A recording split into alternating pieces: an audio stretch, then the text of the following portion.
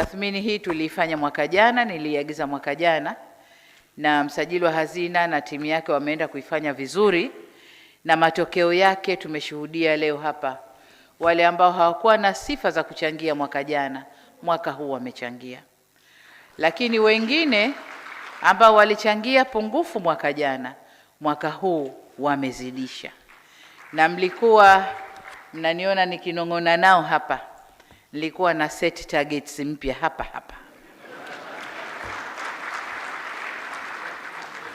Na kama mlikuwa naona nafanya kidole hivi, ilikuwa deal imestrike. Mwingine nampa target ananiambia hapana na kuongeza. Na mmoja tu ndio amedrop kuliko kiwango cha mwaka jana, lakini bado amefanya vizuri. Nimemuuliza kwa nini umedrop, kanambia najenga makao makuu yangu mpya. Kwa hiyo pesa imekwenda huko, imepungua huko. Nikasema hiyo nayo uwekezaji, ungeiweka humo tukaihesabu. Kwa hiyo mambo sio mabaya. I'm proud of you guys. Very proud of you.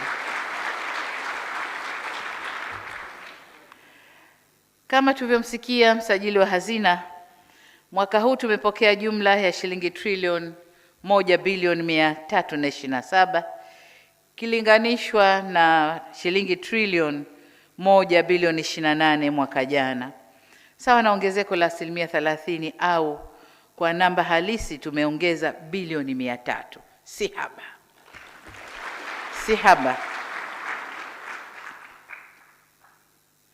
Hii imetokana na uzalishaji zaidi na kuimarika kwa tija na ufanisi wa taasisi zetu, na hiki ndio kilikuwa kilio kikubwa, kuimarika kwa tija na ufanisi katika taasisi zetu. Taasisi zilikuwa zinakula zaidi serikalini kuliko zenyewe kupeleka, lakini sasa tumebadilisha mwelekeo, na wapongeza sana.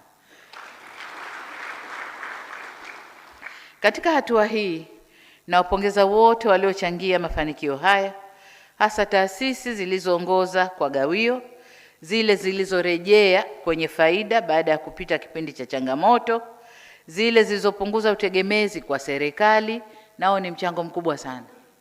Kama ulikuwa unakula serikalini, sasa serikali weka pesa yako, mimi nayo ya kwangu nitajiendesha, mchango mkubwa sana. Lakini vile vile pamoja na kampuni zenye hisa za serikali ambazo zimeendelea kuonesha thamani ya ubia wenye tija, wote hongereni sana. Wote kwa pamoja mmetuonesha kuwa taasisi za umma zinaweza kufanya vizuri kwa kutoa huduma na kujiendesha kwa ufanisi, kushindana na kuchangia mapato ya serikali, na hatimaye kuwa sehemu muhimu ya ujenzi wa uchumi wa taifa letu. Haya ndio maono na mwelekeo tunaoutaka. Kwa hiyo pale yanapoonekana mafanikio, hatutaacha kuyatambua na kuyapongeza. Lakini pongezi hizi zisiwe sasa ni sababu ya kuridhika na kubweteka. Na ndio maana nilikuwa na set viwango hapa.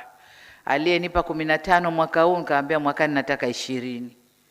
Mwingine alikuja nadhani na 11, nikamwambia niletee 15. Akanambia nitafika mpaka 25. Nikamwambia bravo.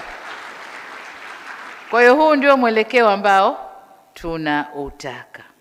Sasa pongezi hizi tusibweteke, lakini ziwe chachu ya kuongeza juhudi na maarifa kwa matokeo yaliyo bora zaidi.